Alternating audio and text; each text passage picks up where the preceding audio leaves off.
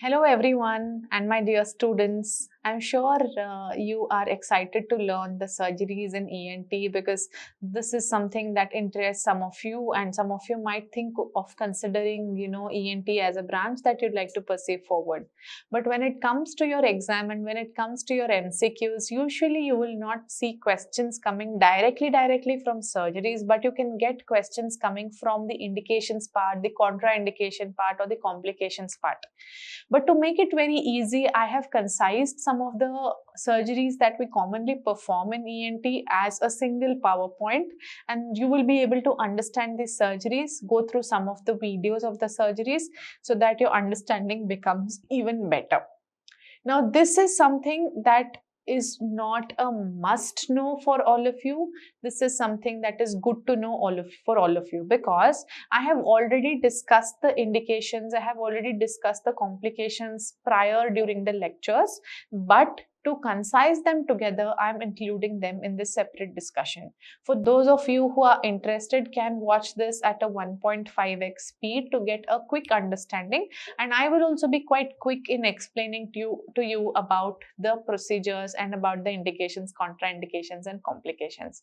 So without waiting any further, let's go into the surgeries. The most commonly performed ENT surgeries are tonsillectomy and adenoidectomy. They are also called as bread and butter of an ENT surgeon. So let's understand adenoidectomy. So adenoidectomy, the indication is if there is an adenoid hypertrophy that is causing snoring, or if there is mouth breathing, causing speech abnormalities, it is causing rhinolalia clausa, that is an indication. Now, typically OSA, obstructive sleep apnea secondary to adenoid hypertrophy, is one of the commonest indication or a must to do indication surgery for a patient or a child suffering with adenoid hypertrophy if there is a recurrent rhinosinusitis occurring due to adenoid hypertrophy. So adenoid is obstructing the nasopharynx, and once it is obstructing the nasopharynx, the secretions from the nose are no longer able to drain into the nasopharynx. As a result, when there is retention of secretions in the nasal cavity, this acts as a focus of infection, resulting in inflammation of the paranasal sinuses, resulting in rhinosinusitis. So you have to clear the adenoid, allow the drainage of secretion, reduce the infection, and as a result, you will see better outcomes of the rhinosinusitis. So for treating rhinosinusitis, it's an indication. If there is an adenoid causing eustachian tubal obstruction resulting in otitis media, could be acute suppurative otitis media or a CSOM or an SOM. Commonly it causes SOM. So if it is causing any middle ear disease, then also you have to remove the adenoid. If there is a patient who's having recurrent ear discharge because of CSOM, adenoid hypertrophy, if present, should be treated. And if there is a dental malocclusion, we know adenoid facies has got dental high arched palate, crowding of teeth, dental malocclusion. So to prevent adenoid facies, or if it has already occurred, still you can do adenoidectomy and send the patient to a dentist to cause good alignment of the teeth. Now, what are the contraindications? When will you not do adenoidectomy? If there is a cleft palate or a submucosal cleft palate, be very careful or don't do it at all, because this can cause velopharyngeal insufficiency. What is velopharyngeal insufficiency? If you do an adenoidectomy, in those patients who have a cleft palate, there could be possibility of nasal regurgitation of the food or whatever the patient eats, and that nasal regurgitation is called as velopharyngeal insufficiency. Hemorrhagic diathesis. So if there is a patient who has got disorders of the blood, so if there are hemorrhagic problems, then you will have to do, you do not have to do a surgical procedure, especially if it is not a mandatory one. Acute URTI, you should not do adenoidectomy. You wait for the infection to subside, then you do an adenoidectomy. What are the complications? Hemorrhage is a complication that you see commonly during adenoidectomy. This can be divided into three types. It can be primary hemorrhage. This primary hemorrhage typically occurs intraoperatively during the surgery. There can be reactionary hemorrhage, any hemorrhage after the surgery but less than 24 hours after the procedure, we call it as reactionary hemorrhage, and secondary hemorrhage is usually anywhere after 24 hours, but up to 14 days of surgery, you call it as secondary hemorrhage. So hemorrhage is something that you commonly see as a complication of any procedure, whether it is tonsil or whether it is adenoid. Primary hemorrhage is often from the surgical site. Reactionary hemorrhage commonly occurs either because the clot has got dislodged or either there is slippage of ligature. The third one is secondary hemorrhage. This commonly occurs due to infection. So the cause of secondary hemorrhage is generally infection. Now, when you're doing the surgery in the adenoid, we are at the C1, C2 junction, right? So you can cause injury to the pharyngeal musculature, to the cervical vertebra. There is a possibility that in the nasopharynx, when we are operating laterally, we have the eustachian tubal opening. So there is a possibility that there could be trauma to the eustachian tube as well. What is Griesel's syndrome? Griesel's syndrome is a non-traumatic atlantoaxial subluxation or dislocation. So here it is not due to trauma, it is mainly due to spasm of the paraspinal muscles, and here this is treated with anti-inflammatory, and you have to immobilize the neck, put a cervical collar and treat the patient with antibiotics. That's all that you have to do for Griesel's syndrome. It is not a traumatic subluxation, it is a non-traumatic subluxation of the atlantoaxial joint. Then you have velopharyngeal insufficiency. What is velopharyngeal insufficiency? If there is a patient with cleft palate, or if you have removed excessively the adenoid tissue, traumatizing the palatopharyngeus muscle, there can be nasal regurgitation, and if you have caused excessive circumferential trauma in the nasopharynx, it can also stenose to cause nasopharyngeal stenosis. And if you have left behind any adenoid tissue, there is always a possibility of recurrence. So these are the complications. Now let us see the procedure. You can see through the nose an endoscope is passed, and what you see here is the adenoid tissue. The instrument that you see here for cutting and coagulating the tissue is nothing but your coagulator. You can see the coagulator is cutting the tissue, coagulating the tissue, and you can see that the adenoid mass is eventually shrinking and getting smaller in size. So it is cutting, coagulating, the suction keeps the tissue out, whatever is the cut tissue out, it sucks it away, and the saline that flows helps to keep the tissue temperature cool so that there is no heat trauma or thermal trauma to the tissue. So you can see very nicely we are cutting the tissue, coagulating the tissue, and now the adenoid is almost at the level of the pharyngeal wall.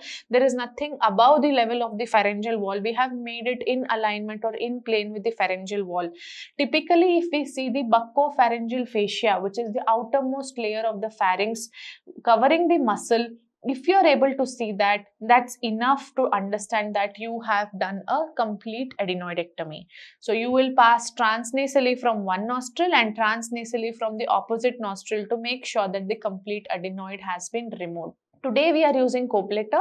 In olden days, transorally we would pass a curate and hold the St. Clair Thompson adenoidectomy curate like a dagger and just remove the adenoid tissue. So that is what we would do in the olden days. Now we have newer methods. So that surgery for you was adenoidectomy. Now let's see what is tonsillectomy. Tonsillectomy was done commonly with a dissection and snare method, but today we have different instruments available and different sophisticated methods available to reduce the blood loss during tonsillectomy. Now when we classify indications for tonsillectomy, there are only two absolute indications for tonsillectomy. What are the two absolute indications for tonsillectomy? The two absolute indications for tonsillectomy are those patients which have obstructive sleep apnea. That is the number one indication. Number two indication is if there is a malignancy of the tonsil. These are two absolute indications. The rest of them are relative indications like recurrent tonsillitis, like chronic tonsillitis. These are your relative indications. As a part of other surgeries, this can also be done. Like for example, if you're doing a styloid process excision, you're doing a surgery for snoring and obstructive sleep apnea. As a part of other surgery, you can still do tonsillectomy. So if we define what is recurrent, 7 or more episodes in 1 year, 5 or more episodes in 2 years, 3 or more episodes of infection in 3 consecutive years. So you can remember 7, 5, 3, 1, 2, 3. So if there are 7 or more episodes of infection in 1 year, 5 or more episodes of infection in 2 consecutive years, and 3 or more episodes of infection in 3 consecutive years, then you must think that this is a relevant or recurrent tonsillitis, and this is a relative indication for doing tonsillectomy. If the disease has been there for more than 12 weeks, then we call it as chronic tonsillitis. If there is a patient who had episode of quinsy, and that is not the first episode but the second episode of quinsy, again that's a relative indication. If there is a hypertrophy of the tonsil causing OSA, this is absolute indication, and malignancy is another absolute indication. The rest of them are all relative indication. Streptococcal carriers, diphtheria carriers, chronic tonsillitis, recurrent tonsillitis, all of them are relative indications for performing a tonsillectomy. It's also done as a part of other procedure like palatopharyngoplasty, glossopharyngeal neurectomy, and excision of the styloid process. So we are not targeting the tonsil, but tonsil is in our way when we're doing a glossopharyngeal neurectomy, when we want to go to the styloid process. So you have to remove the tonsil, then you will reach the structure, right? So as a part of other surgical procedure, you will do tonsillectomy. When is tonsillectomy contraindicated? Of course, when the hemoglobin is less than 10, if there is an acute infection, an epidemic of polio, if there is a bleeding diathesis, if there is an uncontrolled systemic disease, you are going to avoid adenoidectomy tonsillectomy. So you can see we put a Boyle-Davis mouth gag with a tongue blade here, which is putting the slot for the endotracheal tube. The upper jaw is retracted by the upper end of the blade, and the lower jaw is formed by the tongue blade. Now you can see the pack is placed here so that there is no aspiration into the airway. So a oropharyngeal pack is placed. We can see this is our anterior pillar, and we are holding the tonsil with the tonsil holding forceps. Now once you hold the tonsil, you will pull it medially so that there is a traction, and you will be able to dissect the tonsil from its bed. So we will make an incision near the anterior pillar of the tonsil to be able to find the plane. What is a plane? Plane is the space, or what is the plane is we have to identify the space between capsule and the superior constrictor. So you can see once I have made the incision, I can see this is the capsule of the tonsil. Here lateral to it will be your superior constrictor. As we keep on dissecting, I will keep showing you that plane so that you understand where is the bed of the tonsil. So you can see this instrument is called as a coagulator that helps in cutting and coagulating the tissues, and we are able to identify the muscle more better here. Once I be only in this plane, I don't dig inside or I don't dig further laterally, I am in a safe zone. So identification of the plane between the capsule and its bed is the vital structure or vital part in the surgery. So you dissect the tonsil from its bed. You keep dissecting and dissecting until the lower pole has been made into a pedicle. So you keep dissecting. First you dissect it from the lateral aspect, then you go from superior, keep dissecting till you go to the lower pole. So you can see this is the bed of the tonsil. This is the hemicapsule of the tonsil. Now you can see we have started the dissection. Now we will start from the superior pole and go up till the inferior pole.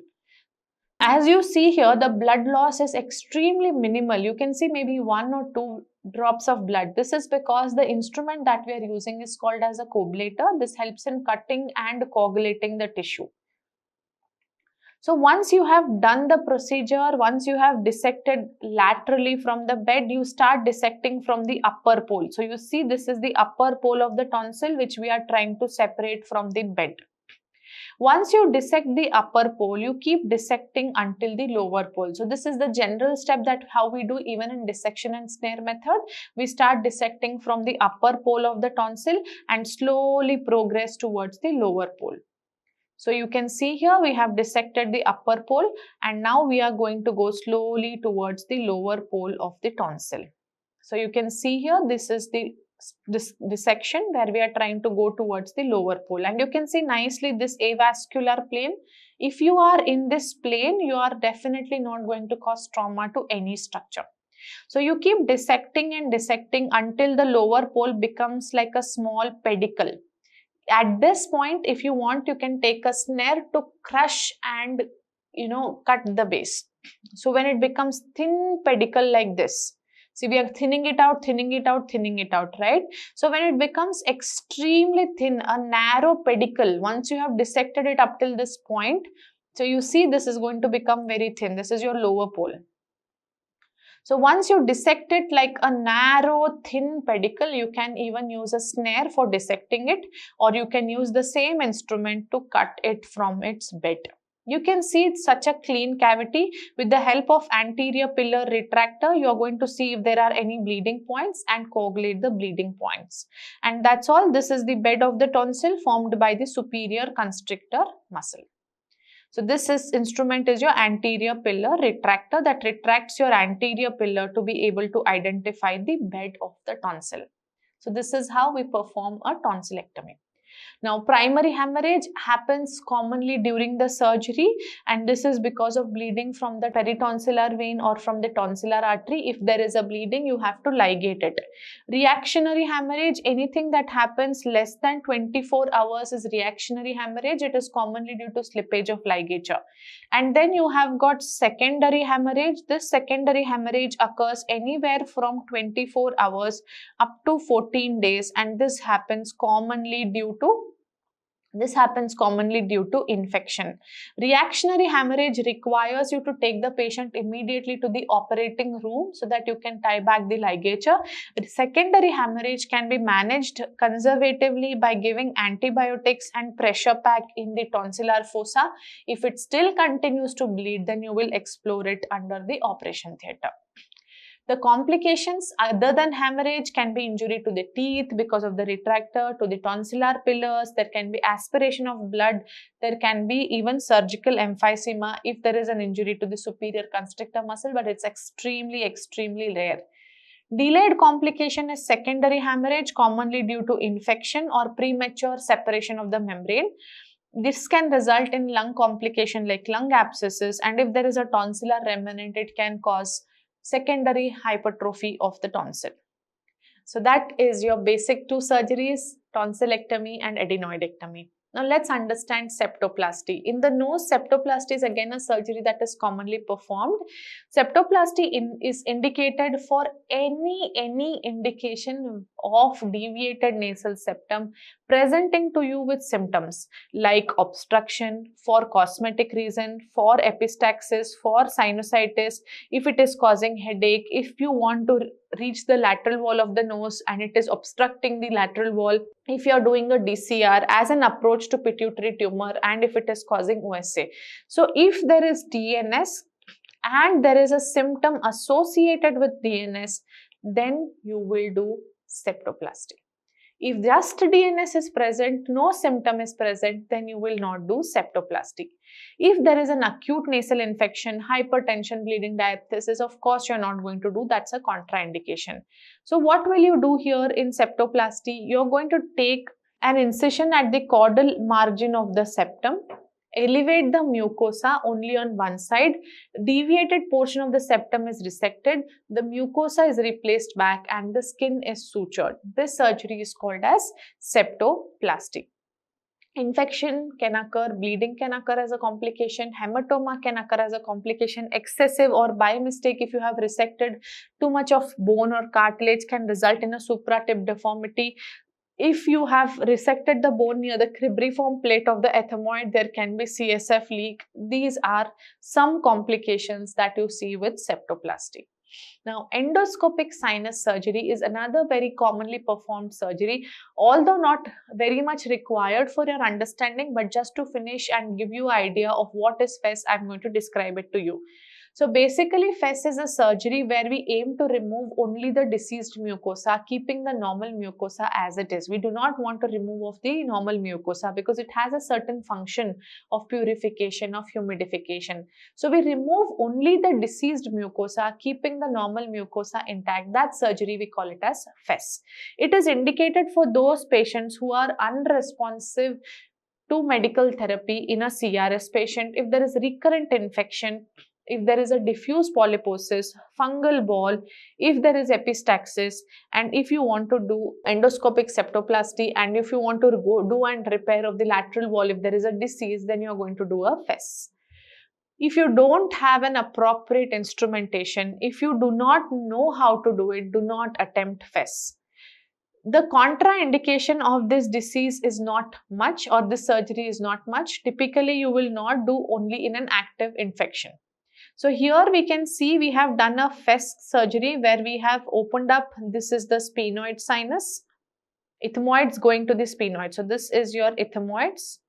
All the air cells of the ethmoids are removed, and this is your sphenoid sinus where you see some polyp present.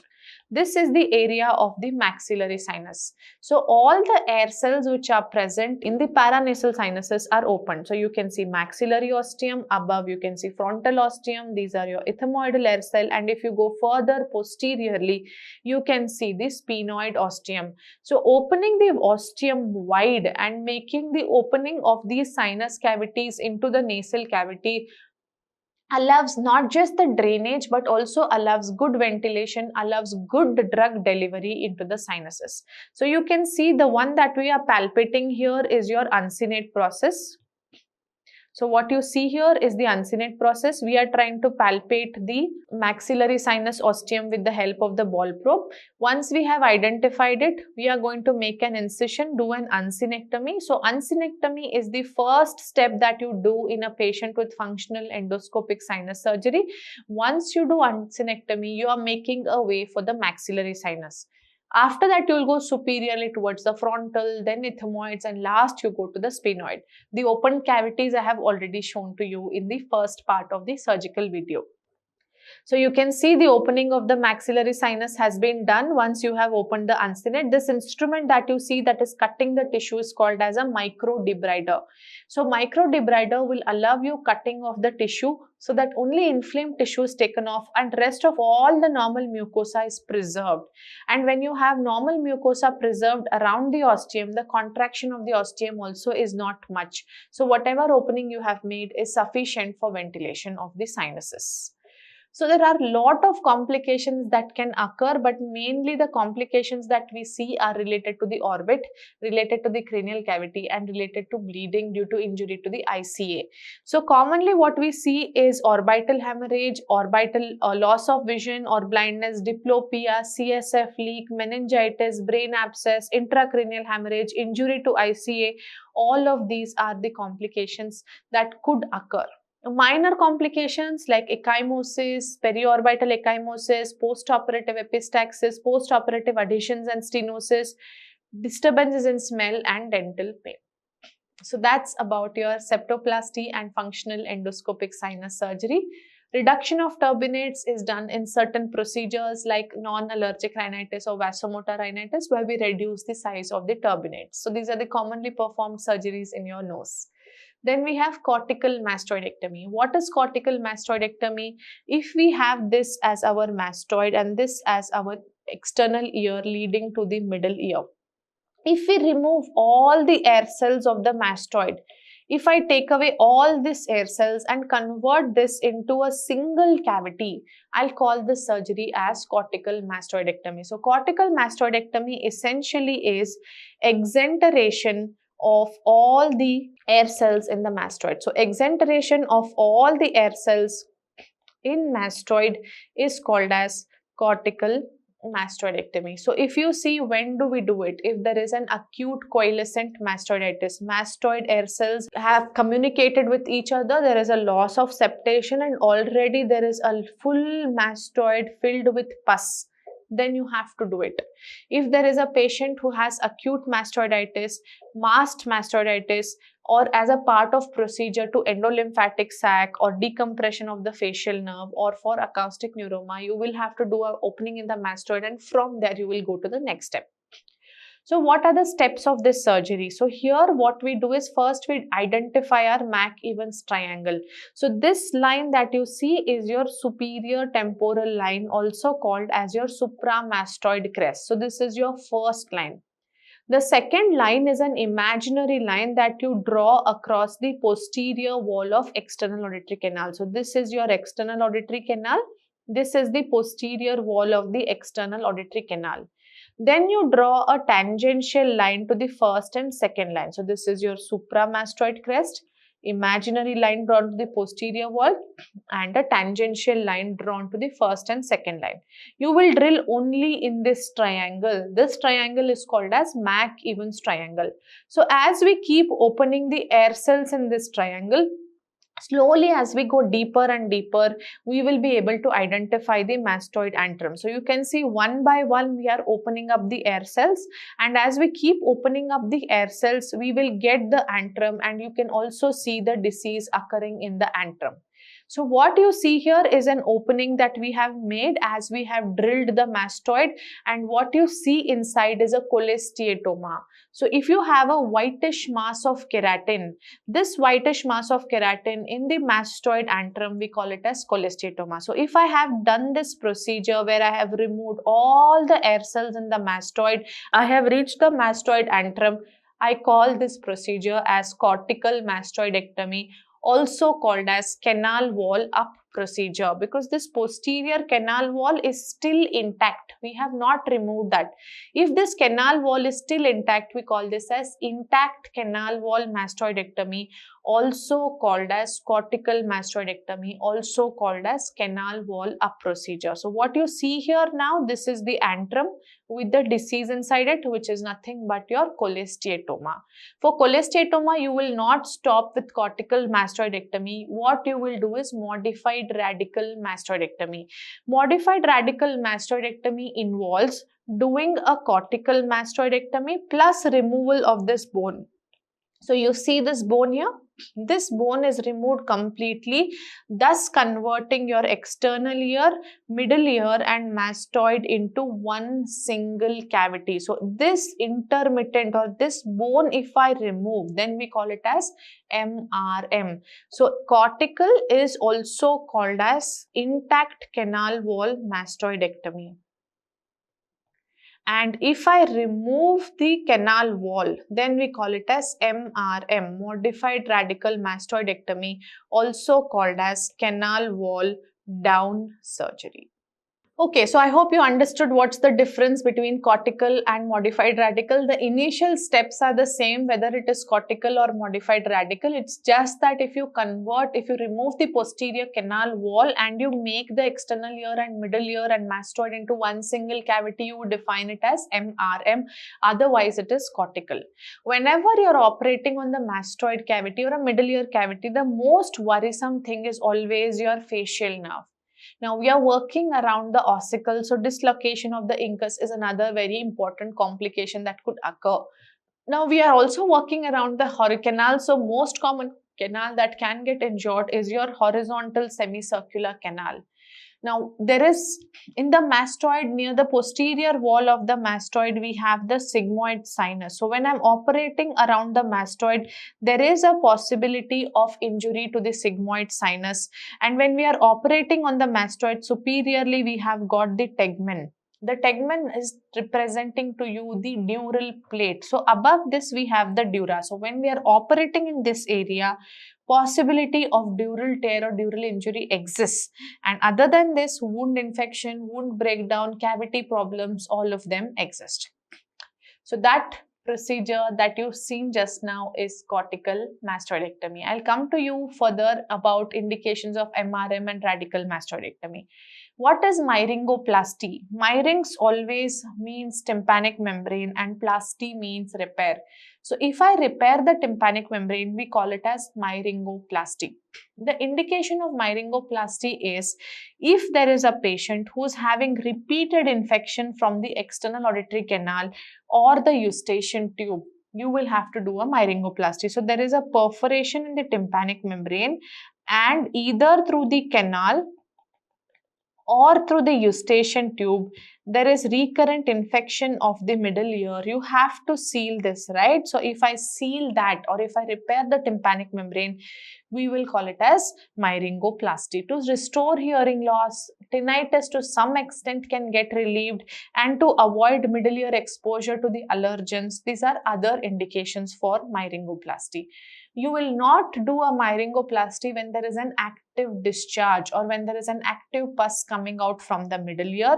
If there is a nasal allergy, if there is an otitis externa, if there is a cholesteatoma, if the other ear is dead, and if the child is below 3 years, you will not do a myringoplasty. There are different techniques that we have: underlay or overlay. So if I take this as the tympanic membrane and if I take this as the malleus, if I place the graft below the malleus, I call it as underlay. But if I place the graft over the malleus, we call it as overlay technique. So different techniques are available, but everyone has its pros and cons. If I place it below, we call it as underlay. Over, we call it as overlay. Now, before we go to radical, MRM, modified radical mastoidectomy, is a surgery which is also called as canal wall down surgery. The main two indications for modified radical mastoidectomy that you need to know for your exams is cholesteatoma or unsafe type of CSOM. So if there is a cholesteatoma or if there is a patient who has an unsafe type of CSOM, then you can do a MRM or modified radical mastoidectomy. Radical mastoidectomy has very specific indications. It is not done as a routine procedure. Cortical is routinely done, MRM in selected group of patients, and radical is extremely rare. Cholesteatoma that cannot be safely removed, like it is involving the eustachian tube, labyrinthine area, and it is going towards the petrous apex, then you will have to do a radical mastoidectomy. Here, we do this surgery if the previous attempts to treat cholesteatoma have failed. You have done an MRM, it has failed. What will you do? You'll have to progress and do a radical mastoidectomy. It is done as an approach to petrous apex. Whenever you want to go towards the petrous apex, as an approach to petrous apex, you will do a radical mastoidectomy. And in carcinoma of the middle ear or benign tumor like glomus, you will do, or you might have to do, a radical mastoidectomy.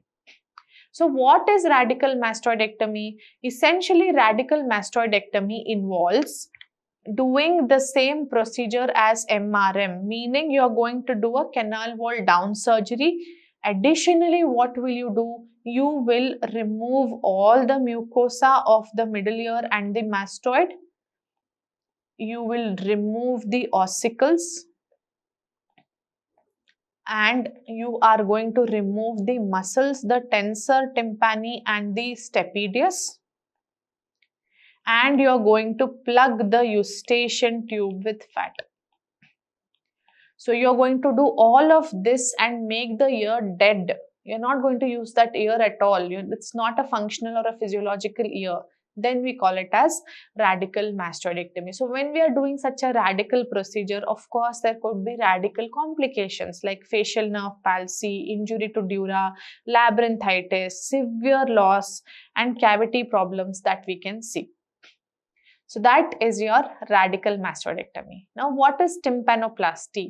Tympano always means middle ear. Myrings always means tympanic membrane. So if I repair the tympanic membrane, we call it as tympanoplasty. So what is done in tympanoplasty? There are 6 types of tympanoplasty. So if I take this as the tympanic membrane, this as our middle ear with malleus, incus, and the stapes.